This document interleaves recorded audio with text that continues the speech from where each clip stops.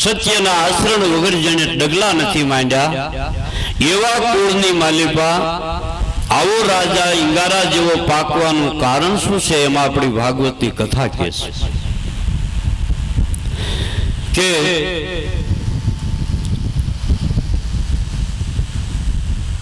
મામા કંસ હતો એનો હારો જરાસન, અને ભગવાને કંસને માર્યો એટલે જરાસનને ભગવાનને વેર બંધાણો. પણ એમ કહેવાય છે જરાસન બે માતાનો જન્મેલો હતો, તેથી બનતું હોય છે કાંઈક યુગ એવો હોય છે. તો આપણે તો આ વાત કાંઈ સમજવામાં આવતી નથી, પણ તેથી એવો યુગ હશે એટલે બનતું. આપણે લખાણને નાતો ન પડાય. એટલે એની સામે ભીમસેન યુદ્ધ કરવા માટે જાય છે. ભગવાનની શાનથી સમસાથી જરાસનને ઉભે ઉભો શીરી નાખે છે, ફાડિયા દૂર ફેંકી દે. બે ફાડિયા ફેંકી વશમાં શિવલિંગ બનાવી દીધી. જરાસનને મારી જરાસનનો દીકરો સહદેવ અને રાજનું તિલક કરે છે. સર્વસ્વ હતું એ બધું એને સુપ્રત કર્યું. પણ ભીમસેન એક જરાસનને માથે પહેરવાનો મુગટ 1.25 લાખ હાસા હીરા જડેલો, એમાં ભીમનું મન લોભાણ કે આ જરાસનનો માથે પહેરવાનો મુગટ એ વખતમાં હાસા હીરા જડેલો કે મારા મોટા ભાઈ ધર્મરાજા ગાદીએ બિરાજે છે, એને ભેટ ધરવા માટે હું લઈ જાઉં. સર્વસ્વનું બધું એને સોંપી દીધું. પણ એને માથે પહેરવાનો મુગટ ભીમસેન હસ્તિનાપુર લઈ આવી. હસ્તિનાપુર લઈ આવી ધર્મરાજા ગાદીએ બેઠા છે, સિંહાસન ઉપર બેઠા છે. શરણે ધરી ભીમસેન હાથ જોડીને ઉભો રહ્યો છે. ધર્મરાજાએ પૂછ્યું, કેમ ભીમસેન? કે મોટા ભાઈ જરાસનને માર્યો, એનું રાજ્ય જે હતું એના દીકરા સહદેવને રાજ તિલક કરી સર્વસ્વ એનું એને અર્પણ કરી અને એને એક માથે પહેરવાનો મુગટ એ આપણને હું ભેટ ધરવા માટે લઈ આવ્યો છું. ધર્મરાજા કે ભાઈ તે બધું હાસું કર્યું. જરાસનને માર્યો એ હારું, એના દીકરા સહદેવને રાજ સોંપ્યું એ હારું, પણ ભાઈ આ તે ખોટું કર્યું છે. જરાસનનો મુગટ પહેરવાનો એ તું લઈ આવ્યો એ કામ તે ખોટું કર્યું છે. પણ હવે તારો જે ભાવ થયો છે એટલે હવે આને તું એમ કર કે આપણા વંશ વારસુ કોઈ આનો ઉપયોગ ન કરે એવી રીતે તું આને મૂકી દે. ભીમે લોઢાની પેટી બનાવી અને એ પેટીમાં મુગટ મૂકી ચારે ફરતું રેણ કરાવી એના ખજાનામાં મૂકી દીધી. ખજાનામાં મૂકી દીધી. પાંડવો હિમાલય ગયા. પરીક્ષિત રાજા ગાદીએ આવે છે. ગાદીએ આવે છે. ઘણો વર્ષો સુધી એને રાજ ચલાવ્યું. એક દી એને એવો વિચાર આવ્યો કે મારા વડવા જાહો જલાલી હતા, બાહુબળ હતા. હાલ એના ખજાનામાં કેવી કેવી વસ્તુ કિંમતી પડી હોય જરાક તપાસ કરું. તપાસ કરતા કરતા લોખંડની પેટી વજનદાર એના નજરે ચડી. માણસોને કારીગરોને બોલાવીને પેટી તોડાવી તો માલમાંથી સાસા હીરા જડેલો મુંગટ. પરીક્ષિત રાજાએ બીજે દિવસે મુંગટ પહેરી સભા ભરી. સભાનું કામકાજ જે હતું બધું પૂરું કર્યું. બેઠા બેઠા પરીક્ષિત રાજાને આજે એવો વિચાર આવે છે કે હું રજપૂતનો દીકરો, રાજાનો દીકરો, અને મેં કોઈ દી શિકાર કર્યો નથી, અને આજ તો મને એવો ભાવ થયો છે કે હાલ હું શિકાર કરવા જાઉં. પણ જેના વડવાના લોહીમાં નથી કે મૂંગા પ્રાણીને કેમ ફસાવવું, એ એક કળા છે. એને આટીમાં કેમ લેવું એ આને આવડતું નથી. કોઈને કીધા વિના એકલા ઘોડો હાથ છોડી અને જંગલમાં જતા. જંગલી પ્રાણી કાંઈ ભાળે તો વાહે ઘોડો કરે તો ઓલું આડાવડું થઈને વયું જાય. આખો દિવસ રખડ્યા, કોઈ શિકાર મળ્યો. ભૂખ, તરસ અને ઠાકોડો. દિવસ હાથમાં જાય, વિચાર કર્યો કે નગરી શેટી રહી ગઈ, અટાણે મને ભૂખ, તરસ ને ઠાકોડો, નૈન કાંઈક અવળું થઈ જાય એ કરતા દિવસ હવે ઘર ભેગો થઈ જાય. ઘોડો લઈને પોતાની નગરી ભણી આવે. નદીને કિનારે સમિત ઋષિ પ્રભુનું ભજન કરી રહ્યા છે. ભજન કરી રહ્યા છે. પરીક્ષિત રાજાને એમ થયું ગમે એમ તો મારી વસ્તી છે, મને આશરો મળશે, પાણી મળશે, ખાવાનું મળશે. એટલે ઘોડો બાંધી પર્ણકુટીમાં જાય છે. તો પર્ણકુટીમાં તો ઋષિ સમાધિમાં છે. રાજાને એક તો આ ત્રણ વસ્તુ ભેળી થઈ ગઈ, એનો જુસ્સો, ક્રોધ, ભૂખ, તરસ અને ઠાકોડો. પર્ણકુટીમાં જઈને બેઠા પણ કાંઈ ઋષિએ આવી એમ કીધું નહીં, બેહો એમ કીધું નહીં, પાણીની સલાહ કરી નહીં. રાજાને એક તો ક્રોધ હતો નહીં, હિમાવળી કોળી રાડા, અગ્નિનો ભડકો બળતો હોય કોળી રાડા નાખી તો ભડકો કાંઈ ઓલાય નહીં, એ તો વધારે જ થાય. એને એમાં ઉમેરો થયો કે આ બાવો મને ભાળી અને ઢોંગ કરે છે. આખું વિસીને બેસી ગયો છે. હું નગરીનો રાજા છું, મારી પાસેથી કાંઈક ભેટ લેવા હારું, માન લેવા હારું આ બાવો હાવ ઢોંગ કરે છે. એમ ક્રોધના આવેશમાં આવી ઘોડો લઈને રવાના થાય. રસ્તામાં મરી ગયેલો સર્પ જોયો. સર્પને પોતાના પાસે જે હથિયાર હતું એને લઈ અને ઋષિ ભજનમાં બેઠા હતા એના ગળામાં વીંટી દીધો. ઘોડો લઈને વહી ગયા. નદીને કિનારે ઋષિ કુમારો જે રમતા હતા એની નજર ગઈ કે આપણી પર્ણકુટીમાંથી કોઈ આ ઘોડાવાળો આદમી પર્ણકુટીમાંથી નીકળ્યો, હાલો આપણે જોઈ પર્ણકુટીમાં જઈને એને શું કર્યું. ત્યાં પ્રવેશ કર્યો પર્ણકુટીમાં તો ઋષિ સમિત ઋષિ પ્રભુ ભજનમાં બેઠા છે. ગળામાં મરી ગયેલો સર્પ જોયો. ઋષિ પુત્રો મીડા કલ્પાત કરવા. સમિત ઋષિની સમાધિ છૂટી ગઈ. બાળકોને રડતા જોયા, કલ્પાત કરતા જોયા. બાળકોના મુખમાંથી વેણ નીકળી ગયું કે જે વ્યક્તિ હો તે પ્રભુ ભજન કરનારા ઋષિઓને જો આવા સંતાપતા હો તો જે વ્યક્તિ હોય તે આવું ઘોર અન્યાય કર્યું છે, ઋષિનું અપમાન કર્યું છે, તો સર્પડ તમને હાથમે દિવસે થાહે અને જે વ્યક્તિ છે તે મરી જાય. આવું ઋષિના બાળકોના મુખમાંથી નીકળી ગઈ. સમિત ઋષિની સમાધિ છૂટી. બાળકોને રડતા જોયા. પૂછ્યું કેમ? કે બાબુ તમારા ગળામાં વિના કારણે કોઈ વ્યક્તિએ ગળામાં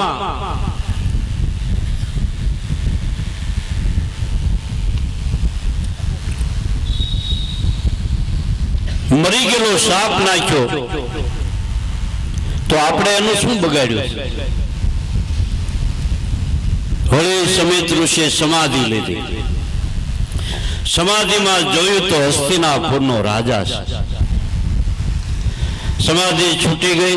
બાળકોને પૂછ્યું બેટા એ તો આપણો પાલક પિતા હતો. આ નગરીનો રાજા એટલે પ્રજાનો પાલક પિતા કહેવાય.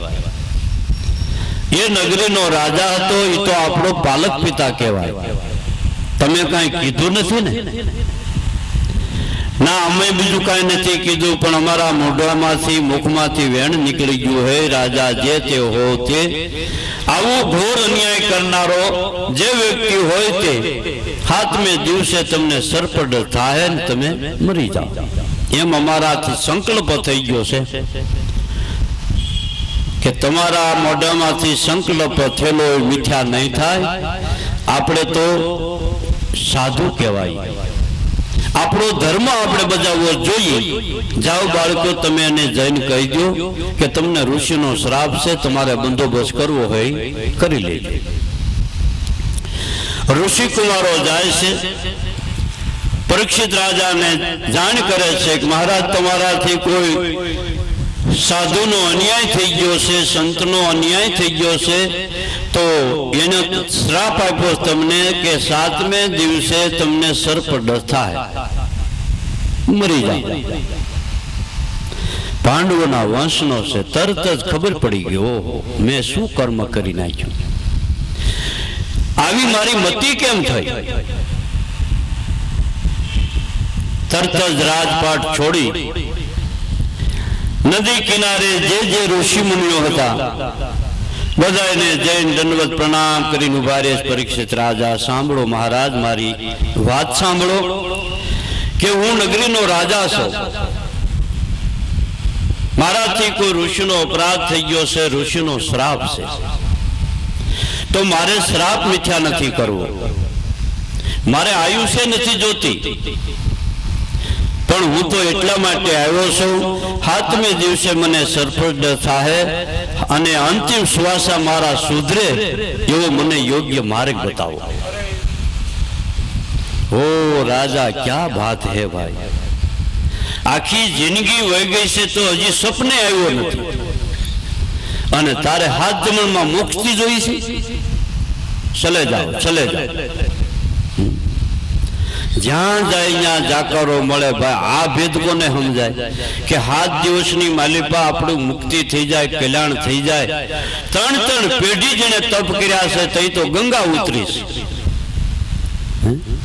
ભગીરથ રાજાએ 3 પેઢીનું તપ, તઈ ગંગા મૈયા આવવા તૈયાર થઈ, અને 3જી પેઢીએ ગંગાજી આવવા માટે તૈયાર થઈ. તો ગંગાજી તો પ્રસન્ન થયા. જેને ગંગાજીને પ્રસન્ન કરવાની શક્તિ હતી, પણ ગંગાની ધારા ઝીલવાની શક્તિ નહોતી. ગંગાજી તો આવવા તૈયાર થયા. ભગીરથ રાજાને કે હા, હું આવું તમારા વસને લઈને, તમારી તપસ્યાને લઈને હું પસંદ છું, તો આવવા માટે હું તૈયાર છું, પણ મારી ધારા ઝીલશે કોણ? ઘણા પૂછ્યું, ભાઈ કોણ તૈયાર થાય? શંકર બાપો થયા ત્યાર. દુઃખ પડે તો ઈ દેવ એક દયાળુ. શંકર ભગવાન ત્યાર થયા તો ગંગાજીને ગર્વ હતો કે ગમે તે વ્યક્તિ હોય તાણીને પાતાળ ભેગા કરી દો. પણ ગંગાજી વર્યા 100 મહિના સુધી જટામાં કે હલવાઈ ગયા. તો આપણે ક્યાં જવાબી પૂછો કોઈને? કોક નીકળે જેને ખ્યાલ હોય ઈ બરાબર શબ્દને પકડી લે. કોઈ ગામમાં કથા હાલતી હતી, ભાગવતની કથા. શાસ્ત્રીજી મહારાજ કથા વાંચતા હતા. કથાના પ્રસંગમાં શાસ્ત્રીજી એવું કીધું, અશુદ્ધ કોમ હોય એનો પડસાયો ન લેવાય, આપણો ધર્મ ભ્રષ્ટ થાય. કથાના પ્રસંગમાં એવું વાસવામાં આવ્યું, બજાર વાળનારી બાઈ હાવણો લઈને બજાર વાળતી હતી. એને બરાબર ગોરબાપા કથા ચાલુ સાંભળ્યું કે અશુદ્ધ કોમ હોય એનો પડસાયો લેવાય નહીં, આપણો ધર્મ ભ્રષ્ટ થઈ જાય. એટલે બાઈ ધાર્મિક વૃત્તિ વાળી, એટલે એ સમજી ગઈ કે અમે અશુદ્ધ કોમ કહેવાય. એટલે અમારો પડસાયો જો ઉત્તમ કુળને પડે તો એનો ધર્મ ભ્રષ્ટ થાય. એટલે આપણે આપણી મર્યાદાનું પાલન કરવું જોઈએ. એટલે બાઈ વિચારી નિયમ લઈ લીધું કે કોઈ ઉજળિયાત આવે એટલે એક વાર ઉતરી જાય, એટલે વૈયા જાય, જોડી મંડે વાળવા પાછી. એમાં બેદી જ્ઞાન ત્રીજે દી પાછા કથાના પ્રસંગમાં શાસ્ત્રીજી મારે જોડે એવું કીધું કે પૂર્વે ભગવાને આ પૃથ્વીને દાઢમાં રાખી હતી.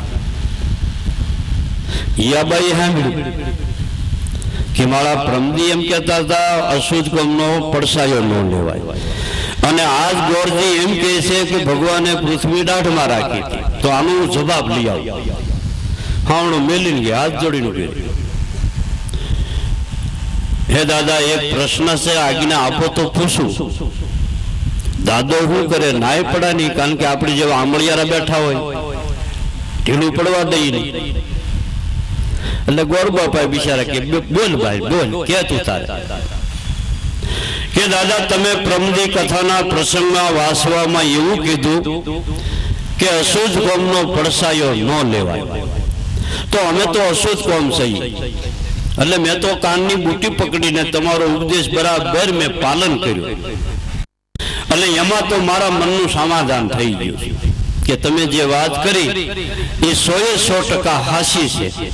પણ આજના પ્રસંગમાં મને કાંઈ દય હોતી નથી કે આજે કથાના પ્રસંગમાં તમે એવું કીધું કે ભગવાને પૂર્વે આ પૃથ્વી આખી દાઢમાં રાખી હતી, તો મારે આનો જવાબ જોઈએ છે.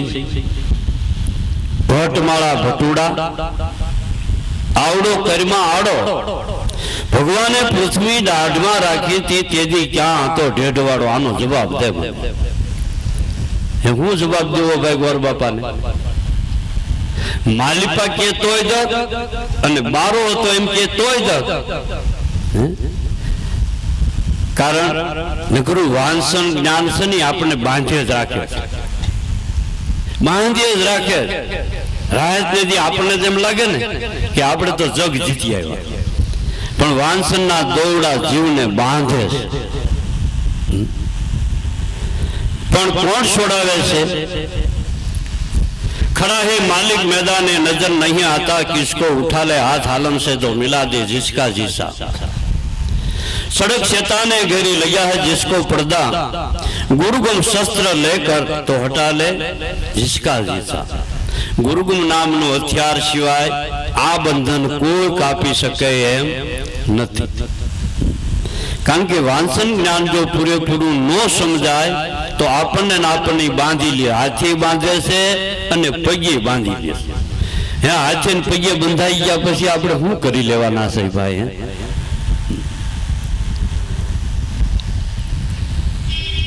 પરીક્ષિત રાજા ને ક્યાંયથી આ ઓથ ન મળતા અતિ અંતની માલિપા દુઃખ મીંડું થવા, કલ્પાદ મીંડા કરવા નારદ મુનિ મળ્યા. ભરતા ભરતા નારદજીને વાત કરી કે આટલા લગન હું જાણતો હતો કે આ પૃથ્વી કાંઈ વાંદણી નથી, કંઈક સાધુ સંતો મહાપુરુષો વસે છે.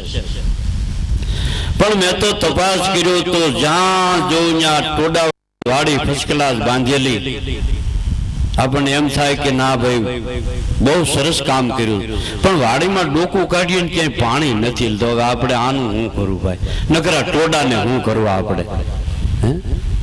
આપણે તો આપણી તરસ્યા સિપાય એટલું પાણી જોઈએ છે ભલામણા.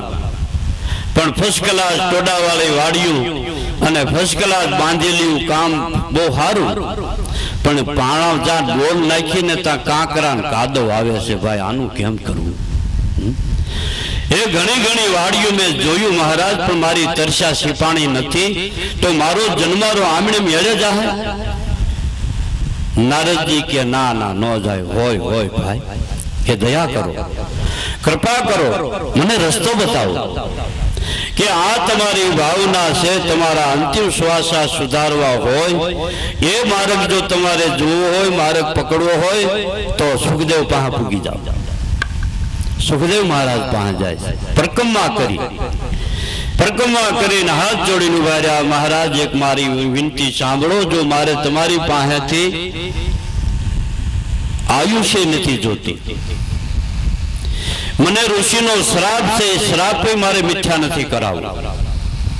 ફક્ત મારે તો 7મે દિવસે મને સર્પદંશ થાય, તો ઈ મારે કાંઈ તમારી પાસે કાંઈ મારે માથાકૂટ કરાવવી નથી. ભલે મને સર્પદંશ થાય, પણ હાથ જમણની માલિપા મારા અંતિમ શ્વાસા સુધરે એવો મને યોગ્ય માર્ગ બતાવો, તો છેલ્લા શ્વાસા હું સુધારી લઉં. એમ કરીને મીડા અફસોસ કરવા કે હાથ જમણની માલિપા મારી શું અધોગતિ થાય, તો મારું કાંઈક હિત થાય એવું મારા ઉપર કૃપા કરો, કૃપા કરો, કૃપા કરો. સુખદેવ મહારાજ પરીક્ષિત રાજાને કહે છે, અરે રાજા શુક્રા મુજા, તારી પાસે તો જે હાથ જમણ છે, પણ 7 મિનિટમાં મુક્તિ થાય એવો માર્ગ છે. હાથ જમણ ક્યાં તારા બહુ શેઠા કહેવાય, જાજા કહેવાય. 7 જ મિનિટની માલિપા મુક્તિ થાય એવો યોગ્ય માર્ગ પણ છે. તો તારી પાસે તો જે હાથ જમણ છે ભલા માણા, હું કરા મુજા હજી હું તને આજ્ઞા કરું છું કે 5 દી સુધી તારા રાજમાં તારો રાજનો વહીવટ ચલાવી જા. 2 દી આડારે તે દી આવે કે ના મહારાજ, ઈ તો હવે બધું મેં નક્કી કરી લીધું છે કે ન્યા હવે કાંઈ મારે જવા પણ છે નહીં.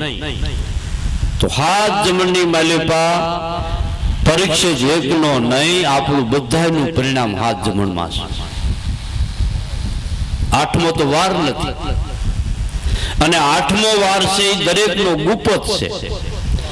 અને એ ગુપ્ત વાર જો હાસો હોય ને તો હાથે હાસા નગર હાથી ખોટા. 7મો વાર હાથે વાર ભગવાનના છે, 8મો વાર આપણો પોતાનો છે, સ્વતંત્ર છે. કયો વ્યવહાર, વ્યવહાર હાસો ને તો હાથે હાસા, નકર શંકર બાપાનો વાર હોય હોમવાર તો ખોટો. વ્યવહાર જો હાસો તો હાથે હાસા. પરીક્ષિત રાજાની કરવા પરીક્ષા, રાયના મેલ બળે. 7 દિવસ જેને જ્ઞાન સુણાવ્યું એ બ્રહ્મપદમાં જઈને ભળે. આવા આવા સાસા જેને સદગુરુ મળે, એના ભવના બંધન ટળે. સદગુરુ દેવની દયા થાય તો શિષ્યની વેળા વળે. ગુરુ લખીરામે જ્ઞાન સુણાવ્યું ને સુખદેવ જયરામને ઉતર્યું ગળે. જેને જેને સાસા સદગુરુ મળે એના ભવના બંધન ટળે.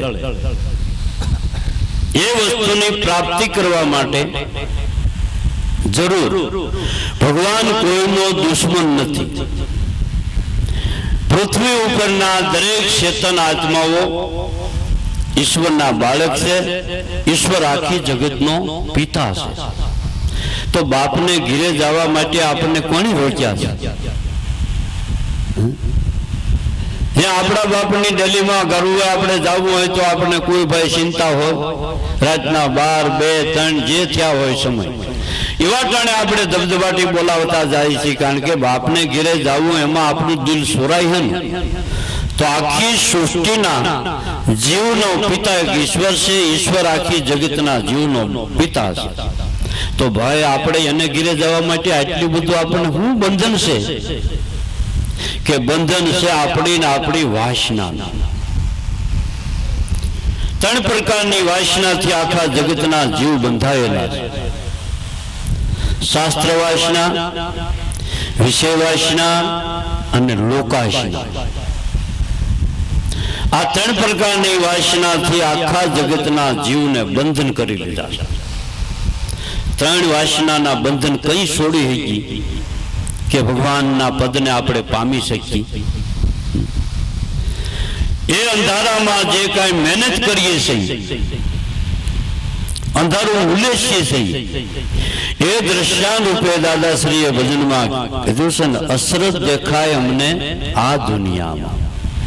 સંતો મહાપુરુષોને દિલની માલિપા દાજ તો ઈ પડે છે કે ભગવાનને ગોતવા માટે કાળા માથાનો માનવી કેવડી અવળી મહેનત કરે છે. પણ કોને ખબર હોય ભાઈ કે એનાથી પર જોતો હોય એને? અસરત, મને તો અસરત થાય છે કે આ જીવ કેવડી મહેનત કરે છે, કેટલું બળ કરે છે કે પથ્થરનું નાવ સંગમાં લઈ અને ભવસાગર તરવાનું એ પ્લાન કરે છે. આવડો ડૂબશે કે તરશે? અસરત દેખાય મને આજ દુનિયામાં भात भात उपाय करे, लिया पत्थर के नाव संग में तो भवसागर पार केम करे? આપણી ઉપાસના બધી એવી છે કે પથ્થરના નાવમાં બેહીને આપણે સમુદ્રને સામે પાર જવા માટેની આપણી તૈયારી કરીએ છીએ. આવી આપણી ઉપાસના થાય. પણ એ કોને ખબર પડે? જેને ગુરુગમ દ્રષ્ટિ મળી હોય અને એનાથી જેને જોયું હોય એને. નૂરત અને સુરત નૂરતે ને સુરતે નિરખો ભાઈ આ કોને બનાવ્યો સરખો? એના ઘડનારાને તમે પારખો. તો નૂરત નામ ગુરુ છે, સુરત નામ આપણે છે. નૂરત નામ નિશાન અને સુરત નામ જોનારું. આ બેનો એક મેળ કરી અને પછી તમે જોઈ લો. નૂરતે ને સુરતે નિરખી લો. આપણે જોઈએ છીએ આપણી કાટી ગયેલ બુદ્ધિથી એનું માપ બાંધીએ છીએ. સંતોના શબ્દોનું તોલ આપણે કાટી ગયેલ બુદ્ધિથી માફ કરવા જઈએ છીએ. એટલે કોઈ દી હરખો તોલ આવતો નથી. આપણે અહીંયા ભેં મળે છે પણ ત્રાજવા 15 વર્ષ પહેલા લીધા છે. 15 વર્ષ પહેલા ત્રાજવા લીધા છે. એ કાંટો લીધો છે પણ 15 વર્ષ ત્યાં દુજાણું નતું એટલે પીડ્યો તો ક્યાંક વખારીમાં. 15 વર્ષ વળી ક્યાંક મેળ થયો, ભેં લીધી. હવે ઘી લેવા આવે એટલે ત્રાજવે જોખવું તો પડે. પણ 15 વર્ષ પહેલા લીધા ઊંઘાય નથી. એ ત્રાજવે માલ કોઈ દી હું કિલ્લાના માપમાં સમજાય ભાઈ. કાંટો કાટી ગયો અને શેઠની દુકાનેથી માલ લઈને આવ્યા આપણે તો કિલો બરાબર જોખીને આવ્યા અને અહીંયા જોખ્યું 1.5 કિલો થયું. શેઠને ફરિયાદી કરવા ગયો કે આવા નવા ધંધા કરો? કેમ ભાઈ શું થયું? અરે હું થયું આ તમારો માલ ઘેરે મારે ત્રાજવે જોખ્યો તો 1.5 કિલો થયો. અરે હોય ભાઈ તારી નજર સામે હું જોખી દઉં, મારે કાંટે લાય. એને કાંટે જોયો તો કિલ્લામાં ગાંઠનો નમતો. પાછો આવડાય ખતરો કર્યો, મારી ભૂલ નથી, પાછો જોખ્યો 1.5 કિલો. એમ સદગુરુના જ્ઞાનને આપણે કાટી ગયેલ બુદ્ધિથી જો માપ બાંધવા જઈએ તો એનું માપ સમજાતું નથી. કારણ કે આપણે કાંટે 1.5 કિલો થવાનું છે. કોઈ દી ઊંઘ્યો છે ના કે 15 વર્ષ પહેલા લીધો તો ભાઈ સાહેબ કાટી ગયેલ કાટલે આ માલ ન તોડાય. આ તો હોનું જોખવાનો કાંટો હોય ને એનાથી શ્રેષ્ઠ કાંટો હોય ને એ કાંટે માલ જોખો તો આની કિંમત બરાબર સમજાય છે. સુંદર પહાડ ગુફા મોટી અંધકાર નિતવાસ કરે. આ આપણા શરીરને એક પહાડ ગણ્યો છે. જેમ મોટી કોઈ ડુંગરો હોય, ડુંગરાના પોલાણમાં જેમ અંધારું હોય, એ અંધારાને કાઢવા માટે કાંઈ સૂર્યનો પ્રકાશ અહીંયા ન ફૂટતો હોય. પછી એ અંધારું ઉલેસવા કે ધોકા મારીને આપણે કાઢવા જઈએ તો એ અંધારું કાંઈ જાય નહીં. પણ એ અંધારાને કાઢવું હોય તો કોઈ સદગુરુનો બાળક હોય ને એને જે કળી છે ને એ કળીની કલ પડી આવ્યો છે ને એને પૂછો ભાઈ. ગૌડા પેલા સલીમ પિતા સલીમ એટલે બાકસનો તેથી બહુ જન્મ નહીં હોય. સલમો પિતા એટલે સલમો પીવે એટલે બીજું બાકસ નહીં, કાકરી, કડું અને કળી એ ભેળું ગુંજાવા રાખે. જઈ બીડી પીવાની, સલીમ પીવાની તલબ થાય એટલે ઓલી ભૂંગળીમાંથી કળી કાઢે, કાકરીને હારે રાખે. લોઢાનું હોય કડું એનો મારે ટકોર. એટલે જેમ વીજળીનો શેવડો થાય એમ અગ્નિ થાય અને કળી જગી જાય. કળી જગી જાય એટલે બીડી કે સલીમ પીતો હોય પેટાવી અને પાછી ભૂંગળી નાખી દે. હોળી માટે હાથે આખવા. જો એમને અગ્નિ થાય તો બંધાણી જેનો હાજો ઘીરે આવે એ જ બળી ન જાય. પણ કઈ થાય છે કે એની બરાબર ક્રિયા કરવામાં આવે છે ત્યારે એમ બધા એમ કે ભાઈ તારામાં ભગવાન છે, તારામાં ભગવાન. હવે હાવ ગપ્પા જ મારે. અને એમાં ઓપરેશન વાળા તો જરાય ન માને કે ભાઈ મારા ભગવાન હોય તો હું 100 મહિના દવાખાને રહી આવ્યો. 2 તો માને ઓપરેશન આવ્યા તો ડાક્ટર ન ભાળી જાય. એ ભાઈ ડાક્ટરની સમજણમાં નથી આવે એવો. સુંદર પહાડ ગુફા મોટી અંધકાર નિતવાસ કરે. ધોકા મારીને કાઢે અંધારા, કહો પ્રકાશ વિના તે કેમ ટળે. એવડી મોટી મહેનત કરે છે મહાપુરુષોની, એના ઉપર દયા આવી. એને સત્ય સમજાતા કે આ લોકો કેટલી મહેનત કરે છે. અરે ભાઈ હોપડા લ્યોમાં, ધોકા મારોમાં થાકી જાહો, એ કરતા દીવો કરો અને તમારી પાસે બાકસ ન હોય ને તો બાજુમાં દીવો બળતો હોય ને એને દીવે જરાક અડાડી આવો. એટલે તમારે આગળ વગર મહેનતી અંધારું દૂર. એ અંધારું કાઢવા માટે આપણે યુક્તિ કરીએ છીએ, એને પથ્થરનો નાવ બનાવી અને સમુદ્રમાં તરવા જોગું ગણીએ છીએ, પણ સામે કિનારે ન પોસાય. પથ્થરનું નાવ બુડે અને આપણને બુડાડે. માટે આ દાખલો ને દ્રષ્ટાંત દઈ અને સિદ્ધાંત સમજાવ્યો છે. આ આપણો શરીર છે, સુંદર પહાડ છે, એમાં અજ્ઞાન રૂપી અંધારું, અંધશ્રદ્ધા રૂપી અંધારું એ આ કાળોતર વરહનો આ ગુફામાં પડ્યું છે. પણ સતનામનો જો દીવો થાય તો જ આ અંધારું દૂર થાય, નકર જાતું રવિ રવિ કરે રજની ન ટળે, ઉગ્યા વિના અંધારા ન જાય. રુદે રવિ ઉગે ગુરુગમ જ્ઞાનનો, તો સુખના સિંધુ જણાય. કારણ કે બહારનું આપણને બધું થાય, પણ અંતરની માલિપા છુપાયેલું અંધારું જાજે ભાગે આપણને આ બે અંધારા નાશ નસવી રહ્યા છે. એક અજ્ઞાન રૂપી અંધારું અને એક અંધશ્રદ્ધા રૂપી અંધારું. આ બે અંધારા જ આપણા માનવ જેવા દેહની કિંમત સમજવા દેતા નથી અને સત્ય કાર્ય થવા દેતા નથી. કારણ કે રવિ સાહેબે વાણીમાં ગાયું છે કે દિલ દરિયામાં અખંડ દીવો, પણ દીઠ્યા વિનાનું મારું મન ડોલે. ભ્રાંતિના ભરેલા ભવ ભવ ભૂલા, કયો આમાં સદગુરુ વિના તાળા કોણ ખોલે. દિલ દરિયામાં અખંડ દીવો બળે, પણ દીઠ્યા વિનાનું મારું મન ડોલે. દીઠ્યા વિના એટલે દેખ્યા વિના. તો નથી દેખાતું એનું કારણ કે ભ્રાંતિના ભરેલા ભવ ભવ ભૂલા. આપણે ને આપણે દેવ બેહારી, તમે ને તમે બેહારી આવો તો એ દેવ હાસા પાસે, તમે હાસા નહીં. બેહારનારો હાસો નહીં.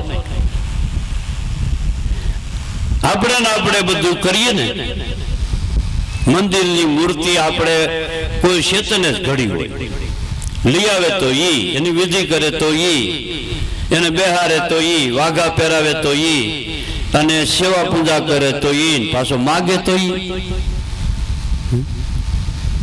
હજીવો પૂછે નજીવાને, તું મને કાંઈક દે. બોલો કે પણ હું તારો બહેર્યો બેઠો છું, હું તને હું દઉં, તારી એક ફૂટી કે બે? ભાઈ તું બધું કરશો તઈ હું આ બધું થાય છે. મૂર્તિને એક પ્રતીક રાખ્યું છે.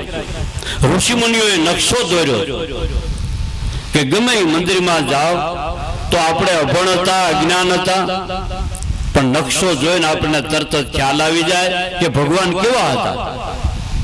એટલા માટે ઋષિ મુનિઓએ આવો નકશો દોર્યો. મૂર્તિને માણા રૂપે કોતરી અને મંદિરની માલિપા સ્થાપના કરી 90 વર્ષ આપણે દર્શન કરતા હોય, કોક દી ગાળો વિચાર ન ઝપટે ચડે કે ભગવાન તો છે પણ કેવા છે, માણા જેવા, હાથ પગવાળા. તો દર્શન કરીને પણ આપણને શાન સમજાવવા હારું આવી મહાપુરુષોએ આપણા ઉપર એટલી બધો ઉપકાર કર્યો છે કે પણ છતાં આપણને એવા પણ કોઈ રસ્તામાં મળી ગયા ને કે ન્યા જડી દીધા છે.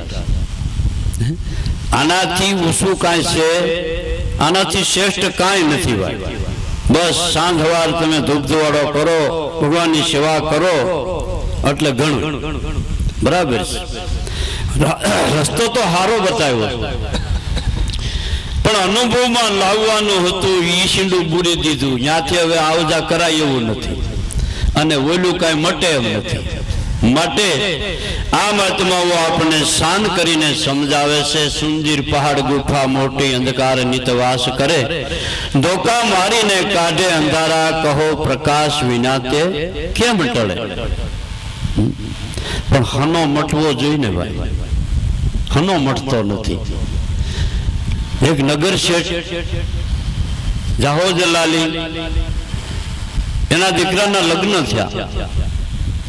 લગ્ન થયા, બાઈ ઘીરે બારે આવી, આપણા હિન્દુ સમાજ પ્રમાણે વરઘોડિયા પરણીને આવે એટલે બધાએ ધીરે ધીરે ચા પાણી પીવાની સલાહ કરે ને, વિવેક કરે. એટલે બાઈને સવારે ચા પાણી પીવા લઈ જાય. ધીરે ધીરે બધી ચા પાણી પીવે. ગામની બાઈઓ પૂછે કે આ બાઈ કોના ઘરના છે? અરે આપણા નગર શેઠ નથી, એનો દીકરો ઓલો ઠનઠનપાળ નહીં, એના ઘરના. ભાઈ ભોઠી પડે. વરરાજાનું નામ ઠનઠનપાળ. ભોઠી પડે બિચારી. હાલી આવે છે એટલે પરબારી તો કાંઈ કહેવાય નહીં, કારણ કે આ ઘરના કંડિયામાં હું ભર્યું હોય એ કાંઈ હાલી આવતી હોય થોડી ખબર પડે. 400 મહિના કાઢે તે ખબર પડે કે આ કંડિયામાં આ માલ ભર્યો છે, આ કંડિયામાં આ માલ ભર્યો છે. એટલે 400 મહિના જવા દીધા. પછી ધીરે ધીરે એને ઝુમેશ ઉપાડી. દુકાનેથી આવે મૂર્તિઓ, ઠનઠનપાળ શેઠ જમવા બેહારે. જમવાની વ્યવસ્થા બધી સારી રીતે કરે અને જમવા બે એટલે કે શેઠ તમારું નામ આવું તમારી ફઈને હું હોરાતન સીડ્યું કે આવું નામ પડ્યું, કોઈ બીજું નહીં.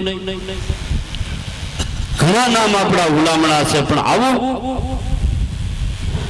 પેલો વરરાજો કે પણ મારું નામ ને તને હું એને પાછું પડ્યું કે નહીં, પણ આવું નામ હોય ઠનઠનપાળ, તમારું નામ બદલી નાખો, ગમે એ બીજું નામ રાખો.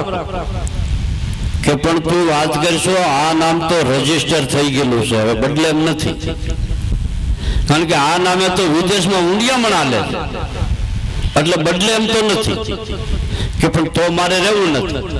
કે તો તમારી મરજી, રહેવું ન હોય તો તમારી મરજી ભાઈ, પણ મારું નામ હવે બદલે એમ નથી, કારણ કે રજીસ્ટર થઈ ગયેલું નામ છે.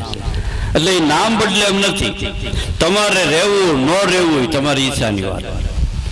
શેઠ તો હવારમાં દુકાને વયો ગયો, શેઠાણીએ તો હાસ પ્રયાણ કર્યું. જે કાંઈ ઘરેણા હતા પોટલી બાંધી અને ઉભડ્યા. ગામનો સીમાડો વેટ્યા. આગળ ગામનું બીજો ગામ આવ્યું, મોટું ગામ. એ ગામમાંથી કોઈ સાણા ને બળતણ વીણવા વાળી ભિખારણ બાઈ રસ્તાને કાંઠે જંગલમાં કેળો એટલે સાણા ને બળતણ વીણે છે. શેઠાણી તો પરિયાણ કરીને ઉપડી ગયા. ઓલી બાઈ વીણતી તેને જય શ્રી કૃષ્ણ કર્યા. જય શ્રી કૃષ્ણ બેન, જય શ્રી કૃષ્ણ. શું કરો તમે? કે બેન આ ચાણા કરગઠિયા વીણું છું. તમારું નામ? મારું નામ લક્ષ્મી. અરે મુય, તારું નામ લક્ષ્મી ને સાણા વીણશો અહીંયા? કે બેન નામ લક્ષ્મી છે, ઘરમાં નથી. નામ લક્ષ્મી છે પણ ઘરમાં હોવી જોઈએ ને. એટલે આ સાણા બળતણ વીણીને જાય, છોકરાઓને રોટલા શેકી દે, તઈ ખાધા વેળા થા. શેઠાણીના એક ફીસ ઉડ્યો કે હાલો આપણે પરિયાણ કર્યું એવું તો કઈ દેખાતું નથી. પણ હવે તા ભરી નીકળે એટલે જટ પાછી તો ન વળે, તો ઉપડી. એ ગામ આવ્યું. ગામના દરવાજામાં પ્રવેશ કર્યો તો ગોરદાદા ભિક્ષાવૃત્તિ કરે. કાસડીએ પછી ઠીંગડા સંપલ પહેર્યા. તમે એકમાં ડુવાલ તૂટી ગયેલું અને ભિક્ષાવૃત્તિ કરતા કરતા એ ગામના દરવાજે બાઈ હાલી જાય છે. તો આમથી શેરીમાંથી મળ્યા. દાદા જય શ્રી કૃષ્ણ. જય શ્રી કૃષ્ણ બેન. હું ધંધો કરો દાદા? ભિક્ષાવૃત્તિ કરું. તમારું નામ? મારું નામ ધનપાળ. અરે દાદા તમારું નામ ધનપાળ ને ભીખ માગો? કે પણ નામ ધનપાળ છે પણ ઘરમાં ધન હોવું જોઈએ ને. ગામના શોકમાં ગઈ તો રાજાની નનામી નીકળી. બાઈ પડખે તરી ગઈ. પેલા ડાગુને પૂછ્યું કે કોણ મરી ગયું? કે અમરસિંહ બાપુ. હે બાઈના સબસ્ટેશનમાં 3 ફીસ હતા, 3 ઉડી ગયા. ગાલો આપણે પરિયાણ પાછું ફેરવી પાછી હોય. જેમ તેમ બધું ગોઠવી દીધું કાયદાસર. અને 12નો ટાઈમ થયો તો રસોઈ બસોઈ કરીને કમ્પ્લેટ. બાર સાડા બારે શેઠ દુકાન બંધ કરીને જમવા આવ્યા, જમવા દીધું, ફર્સ્ટ ક્લાસ પીરસી દીધું. જમતા જમતા શેઠને ગંધ મળેલી દુકાને કે શેઠાણી આજ હાસ પાર્ટીના ભાગ્યા છે ભાઈ. પૂછ્યું કેમ તમે તો મેં તો સાંભળ્યું હતું કે ભાઈ તમે આજ તો હાસ પાર્ટીના વૈયા ગયા હતા. કે હા. કે પછી કે લક્ષ્મી વેસે લાકડા, ધનપાળ માગે ભીખ, અમરસિંહ જેવા હેલા ગયા તો મારો ઠણઠણ પાડ ઠીક. તે ભાઈ પહેલેથી જ રાખ્યું હોત તો હું વાંધો હતો, આટલો સમય નકામો બગાડ્યો ને. લેકર બસું એક ઘેટાનું ભરવાડ નિત કાંધ ધરે, કુવા નીરમાં દ્રશ્ય નિહાળે, કહો બસું તેમાં કેમ જડે. રબારીનો દીકરો ગાડર કે બકરાએ જન્મ આપ્યો બસડાનો તો કંધોલે લઈને આખો દી વાઘ સારે. પણ ભૂલકનું વરણ થોડું ખરું ને. એટલે આખો દી જંગલમાં ગાડર ને બકરા સારે, એમાં બપોરે 12 વાગે પાણી આરે બધા માલને લઈ આવે છે. વાયમાં ડૂકું કાઢ્યું તો પોતે ને અહીં ખંજોલે બસું એ વાયુમાં પાણીમાં દેખાણું પ્રતિબિંબ. અને આદમી ગાંગો થયો. આજુબાજુના ખેતરવાળાને મીંડો પડકારા કરવા, એલા ભાઈ દોડો દોડો મારું બસડું આમાં પડી ગયું. ઓલા હાથી ઉભા મેલે મેલીને આવ્યા. એને જોયું તો કાંઈ દેખાતું નથી. એટલે પણ ક્યાં છે આમાં તારું બસડું? અરે એ સામે ખૂણે રહ્યું, જોવો નહીં ભાઈ. કે ભા અમને દેખાડતો ખરો. તો ઈ આવ્યો બસડું કાંધે, એ આ ખૂણે જો, એ મુવા ન્યા નથી, તારે કંધો લે છે, જોતો ખરો. એટલે આ દાખલો ઉઘરાવી દીધો છે. આપણે ગમે ત્યાં જઈએ, આખી દુનિયા પાટી ક્યાંય તો આપણે ક્યાંય જડીએ, આપણને આપણે ગોતવા નીકળીએ. એટલે આપણું નિજ સ્વરૂપ, આપણું સાસુ સ્વરૂપ શું છે એ આપણને ખબર નથી. એટલે આપણે જેમ ભરવાડનો દીકરો પોતાને કંધોલે બસડું છે ને કે વાયુમાં પડી ગયું છે, આવું એને જે અજ્ઞાનતા ઊભું થયું એને દાખલો દઈને આપણને સિદ્ધાંત સમજાવે છે કે ભાઈ આવું તમારી ભ્રમણા અને આ ભ્રાંતિને તમે દૂર કરી દો. તમે સંયમ, એ તમારો ચેતન સંયમ ઈશ્વરનું રૂપ છે. આ તો આપણે આ મનુષ્ય અવતાર મળ્યો એટલે કોઈ જાતિનો આ વળો ઓઢાઈ ગયેલો છે. એટલે એને લઈને એવા નિયમને લઈને આપણે બંધાઈ ગયા છીએ. એટલે આપણને આની કોઈ ખબર નથી પડતી, અનુભવ નથી થતો, પારે નથી થતી. વળી કોઈ જપ તપ યજ્ઞ હવન હોમ તો એનાથી જરૂર ફળ મળે.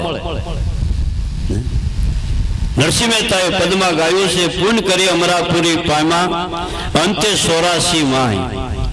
પુણ્યનો પ્રતાપ છે. ભગવાન એ અર્થે તમે વાપરો તો દરેકને એનો બદલો આપે છે. પણ 84 નું બંધન છૂટતું નથી. પુણ્ય કરી અમરાપુર, અમરાપુરી એટલે વૈભવ. અમારે ત્યાં સાયકલ હોય ને એને એક પેડલ હોય ને એક ન હોય. અને આમના આવીએ એટલે કૂતરા મોટરમાં ફરે, અમને દશરથ થાય. ભલો આની કમાઈ શું કરી છે? ત્યાં માણા જેવો દેહ મળ્યો છે અને સાયકલ હોય, બળ કરતા હોય તો એકમાં તો પેડલ હોય જ નહીં લગભગ. અને અહીંયા આવી તો આરસીસી કૂતરા હું તો નહોતી બે બેઠા હોય ને વિશ્વમાં કૂતરું બેઠું. ભલે ની કૂતરાનો દેહ મળ્યો પણ પૂર્વે આ જીવે જરૂર કમાઈ કરી છે. એ કમાઈ કરી છે એટલે કમાઈને લઈને ભગવાનને એને ફળ તો આપવું પડ્યું. પણ દેહ કૂતરાનો 84 છૂટી ગયો. પુણ્ય કરી અમરાપુરી, એ અમરાપુરી એટલે વૈભવી જીવન જીવે છે. હારું હારું ખાય, માણાને ન મળે એવું એને કૂતરાને ખાવા હોતે આપે, બધું થાય. આ પ્રતાપ એના પુણ્યનો છે. એમ યજ્ઞ કરી, કોઈ પુણ્ય પરમાર્થ કરી તો આ બધું આપણને ફળ રૂપે મળે છે. સંસળ શીતમાં શેતીને ઝાલો ઝાલો હરિનું નામ, પરમારથ જે હાથે ને સાથે ઈસે રહેવાનો વિશ્રામ.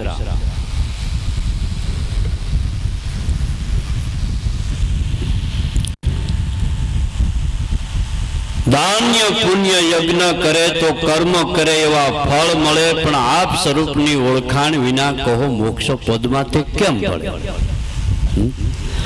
સદગુરુ કરી કો સાર ગ્રહી લે, સોહમ નામ હે નિજ પદે. દાસ લાગુ સદગુરુ ને શરણે, આ મનના ધોખા કેમ ટળે ભાઈ? આ મનનું સમાધાન કરવું એ તો ગુરુગમ દ્રષ્ટિ મળી છે, એનો જો જરા ગુજે થાય ને તો જ આ મનનું સમાધાન થાય છે. નકર ભલભલાથી બીજી ઔષધિ કે આ મનનું સમાધાન થઈ શકતું નથી. કેટલો ટાઈમ થયો ભાઈ? 2 વાગી ગયા.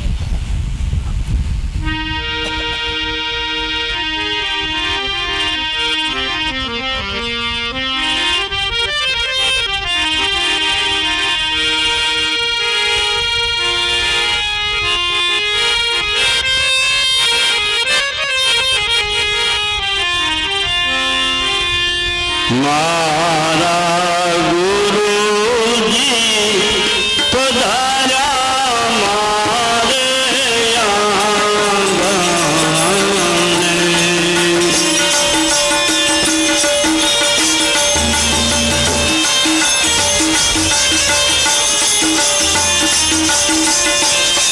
ત્યાં તો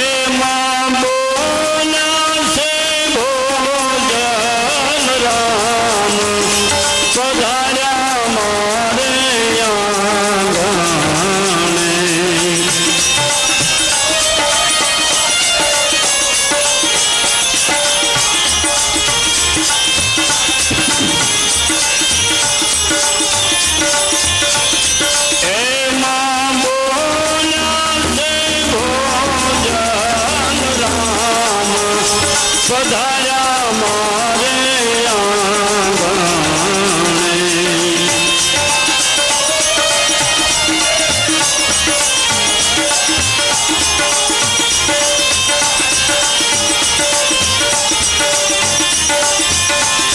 મારા ગુરુજી પધાર્યા મારે આંગણે.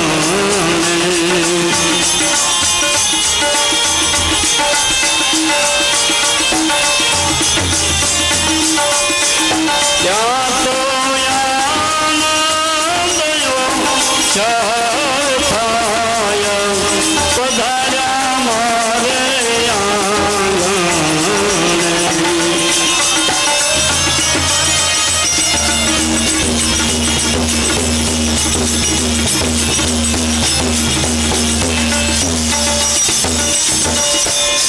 સત્ય ગુરુદેવ ઉગમ ફોજલી લાગેશ્વરનાથની દેવારામ જોગીની કરમશીરામ મહાપાન રતિરામ મહાપાન બોલો રામા પીર. જો ભાઈ જો